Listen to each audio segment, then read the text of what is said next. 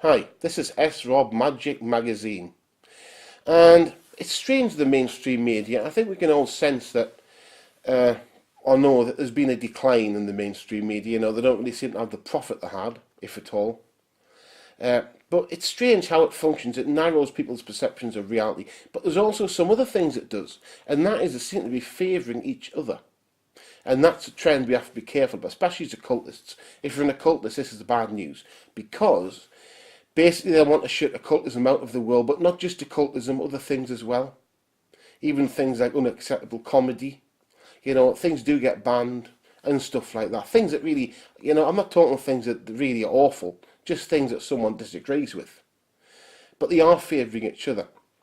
And if you look, for instance, on the Internet Movie Database, you'll find it. And you'll find people on there. I'm on there. Strange, I know an author being on that, but I am actually on. You can put S dot and leave a gap and then put Rob. But, you know, people's rankings moves up and down. But an interesting thing, you tend to find that people who are on TV tend to have more opportunities to make money, usually, not always, than people who are big on the internet. I'm talking equivalent level of fame. I'm not talking people who are at the very, very top, okay? I'm not talking necessarily the very, very most famous people. But they seem to have more opportunities. And you say it a lot, okay? I mean, I'm an author, I write books. But a lot of people don't. Basically, a lot of people have a lot of fame, relatively speaking. Not like Tom Cruise or Arnold Schwarzenegger. They have quite a lot. And yet, it doesn't always spin into things. Now, people just accept, oh, it's just the internet. But it's actually not. What it is it's simply the mainstream media favouring itself. You might say, why should I worry about this? Well, think about this. Where do loss-making companies get the money to pay people millions of pounds for, you know, things that are basically going to make a loss? Where does the money come from? You know, does it come from banks? Well, yeah, but the bank money, that's your money that you put in the bank. Do you know what I'm saying? That's actually your cash. So they're giving your cash to them. You know, and you've also got, I suppose, the government. How can the government do it? They can do it through grants.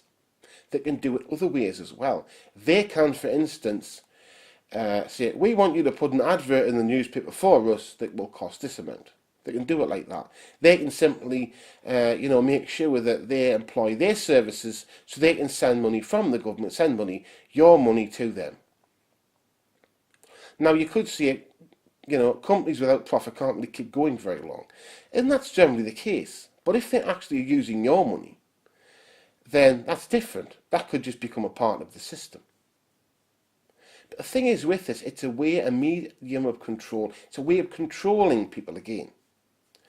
Because think they want a disincentive. I know everyone's got social media and things like this, but they want a disincentive for the internet. They want to create a disincentive so people won't say, well, I'm going to do this, and I'm going to not just be famous for nothing, but I'm going to do this and share my knowledge of this or makeup or whatever it is that you do.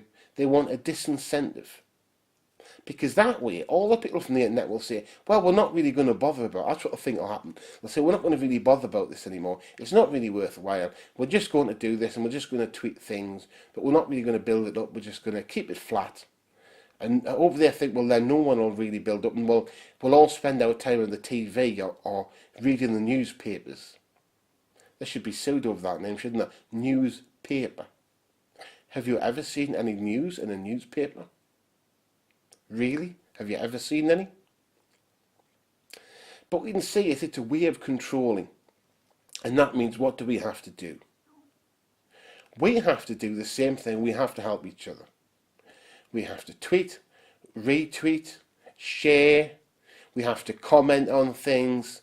You know, not the things that are commercially made by the BBC or these other big companies or things like this. No, we have to share stuff from individuals or very small companies. Because if we do that, we are helping ourselves have a larger range of options and an understanding of a larger range of things. And we're also meaning that they'll realise that just keep chucking our money at these companies isn't a good idea. It's not doing what they want. And they'll get to a point they'll have to accept it. They'll just have to accept that that's the way things are. And this, of course, it does damage the occult. Not occultism itself, but the amount of people that know about it.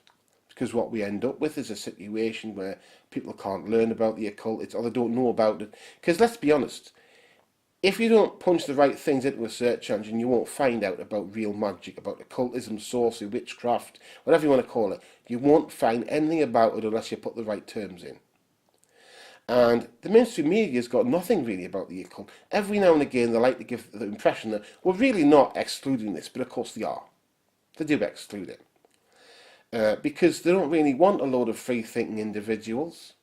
They don't want free thinkers. They want people who will do exactly as they're told and go out and buy the useless crap that they have been advertising for decades and decades and decades. But you don't have to do that.